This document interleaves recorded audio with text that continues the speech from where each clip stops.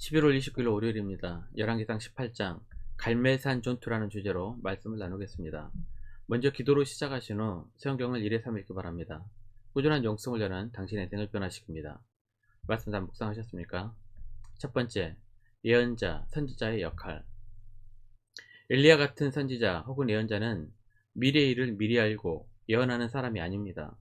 하나님의 말씀을 그대로 전달해주는 전달자일 뿐입니다. 대통령의 말을 그대로 전달해주는 대변인으로 생각하면 가장 비슷할 것입니다.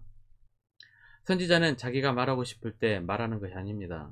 하나님께서 시키실 때만 싫든 좋든 가서 말해야 하는 자리입니다.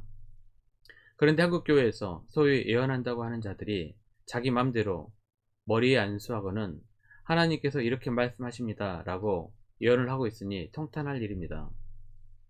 하나님은 가만히 계시는데 자기들이 하나님을 소환해서 말을 걸게 하는 엉터리 같은 일이 벌어집니다. 대변인 주제에 대통령이 하신 말씀을 전달하지 않고 자신이 대통령에게 말을 빨리 하라고 하는 엉터리 같은 일이 교회에서 일어나고 있는 것입니다.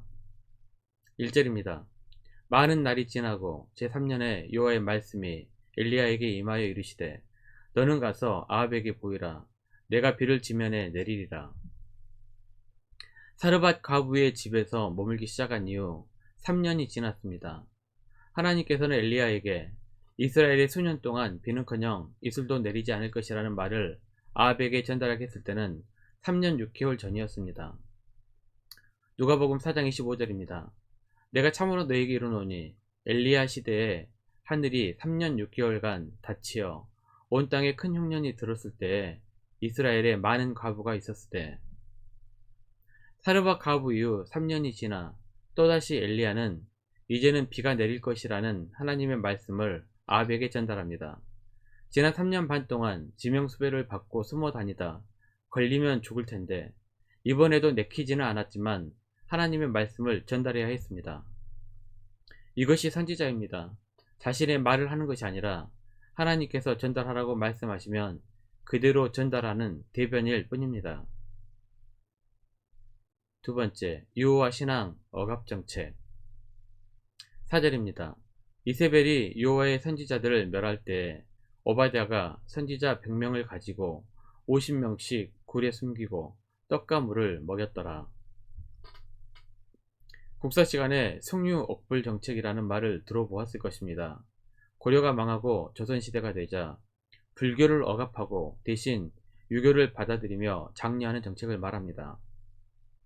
아합이 왕이 되자 아합은 북이스라엘의 바알과 아세라 신앙을 받아들입니다. 그리고 수도 사마리아에 바알과 아세라 신전을 세우고 장려합니다. 반대로 여호와 신앙을 억압합니다. 그래서 시작했던 것이 여호와의 선지자들을 잡아 죽이는 일이었습니다. 당연히 엘리야도 지명수배를 받고 도망자 신세가 되었습니다. 선지자를 잡아 죽일 때 선지자들을 숨겨주고 음식을 몰래 대주었던 신앙이 좋은 사람이 있었습니다. 바로 오바댜입니다. 오바댜는 아합 왕의 대신으로 후대 오베다 선지자와 동명이인으로 전혀 다른 시대의 사람입니다. 참고로 구약에 오바댜라는 사람이 13명이나 나옵니다. 3절입니다. 아합이 왕국 맡은 자 오바댜를 불렀으니 이 오바댜는 여호와를 지극히 경외하는 자라. 100명의 선지자를 숨기고 먹일 정도였다면 엄청난 부자였을 것입니다. 하나님께서 주신 풍요로움으로 나누고 베풀 줄 알았던 멋있는 인물입니다.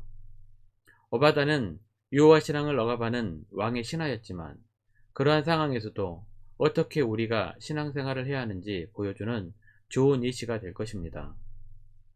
악녀 이세벨은 여호와의 선지자들을 잡는 족족 죽였습니다. 반대로 바알과 아세라의 선지자들은 날이 갈수록 늘어갔습니다. 19절입니다. 그런즉 사람을 보내 온 이스라엘과 이세벨의 상에서 먹는 바알의 선지자 450명과 아세라의 선지자 400명을 갈멜산으로 모아 내게로 나아오게 하소서. 바알과 아세라 선지자가 850명이나 되었습니다. 그만큼 우상이 판을 치는 시대였습니다. 이세벨은 바알과 아세라 우상을 전파하기 위해 세력을 키워가고 있었다는 것을 알 수 있습니다. 세 번째, 갈멜산 전투. 20절입니다. 아합이 이에 이스라엘의 모든 자손으로 사람을 보내 선지자들을 갈멜산으로 모으니라. 갈멜산에서 엘리야와 바알 선지자 450명과의 전쟁 이야기는 너무나 잘 알려진 이야기입니다. 이것은 진짜 하나님과 가짜 신의 영적 전쟁의 이야기입니다. 갈멜산 전투는 엘리야 선지자가 여호와의 제단에 불로 응답하여 참 살아계신 여호와 하나님께 영광을 드러낸 전투입니다. 당시 거짓신 바알과 아세라의 선지자들을 몰락시킨 사건으로 바알과 아세라 선지자들은 아침부터 저녁까지 그들의 신을 불렀으나 아무 소리도 없고 응답도 없었습니다. 심지어 큰 소리로 부르고 피가 흐르기까지 칼과 창으로 그들의 몸을 상하게까지 하였으나 그럼에도 아무 응답이 없었습니다. 그러나 엘리야가 제단을 쌓고 여호와의 이름으로 기도할 때 하늘에서 불이 내려 제단의 제물을 불러 태웠고 이로써 하나님이 참 하나님이신 것을 드러낸 사건이었습니다. 39절입니다. 모든 백성이 보고 엎드려 말하되 여호와 그는 하나님이시로다. 여호와 그는 하나님이시로다 하니 갈멜산에서 하나님의 승리는 이스라엘 백성들에게 참신은 바알과 아세라가 아니라 하나님이심을 눈으로 목격하게 한 것이었습니다. 이세벨이 기획했던 바알과 아세라의 세상은 이 사건으로 점점 세력이 약해지게 됩니다. 40절입니다. 엘리야가 그들에게 이르되 바알의 선지자를 잡되 그들 중 하나도 도망하지 못하게 하라 하매 곧 잡은지라. 엘리야가 그들을 기손 시내로 내려다가 거기서 죽이니라. 450명의 바알 선지자들은 모두 죽게 됩니다. 아마도 하나님의 위대하심을 눈으로 목격했던 이스라엘 백성들이 엘리야를 도와 바알 선지자들을 처단했을 것입니다. 이 사건 이후로 3년 6개월 동안 가뭄으로 힘들었던 이스라엘 땅에 가뭄이 그치고 비가 내리기 시작합니다. 45절입니다. 조금 후에 구름과 바람이 일어나서 하늘이 캄캄해지며 큰 비가 내리는지라. 아합이 마차를 타고 이스라엘로 가니 비와 풍요의 신이었던 바알과 아세라는 3년 반의 가뭄을 어떻게 할 수 없었던 가짜 신임이 밝혀졌습니다. 비를 내리시는 분은 하나님이셨습니다. 또한 제단에 불을 내리신 분도 하나님이셨습니다. 하나님은 모든 신들 중에 유일하신 참 신이십니다. 모든 왕들 위에 계신 왕이십니다. 이것이 바로 열왕기의 주제이기도 합니다.